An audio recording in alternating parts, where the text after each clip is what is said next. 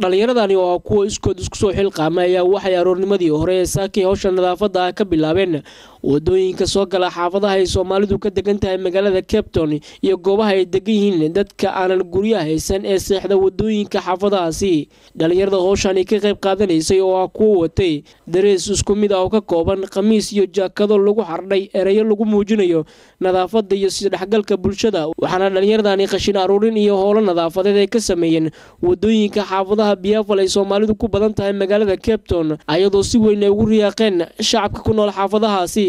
horjoogayaasha abaabulka barnaamijkani oo la hadlay warbaahinta qaranka ayaa waxay sheegeen in hawshan ay tahay mid ay ugu gol leeyihiin in ay ku muujiyaan sida dadka Soomaalida ay ku nool wadanka South Africa ay diyaar ugu yihiin in ay ka qayb qaataan howlaha la xiriira isdhexgalka bulshada. waad aragtaan qashin badan baa la xaaqay kaliya waxay tahay in bulshada aragtiyada khaldaneed ee Soomaalida ka haystaan in la bedelo isdhexgalka bulshada. aad u mahadsantiin insha Allah hawshan waa socon doontaa ilaa iyo muddo. waxaan u mahadcelinayaa Asn TV iyo dhammaan wariyaasha ka soo qayb galay.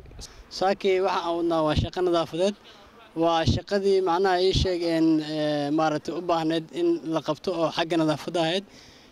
wadankan hadda aan ku noolnahay ee Koonfur Afrika qaasatan Cape Town Biafal rasuulkana waxaa ka sugnaatay nadaafatu nisfu min al-iimaan nadaafadda inaad ka mid tahay iimaanka barkii.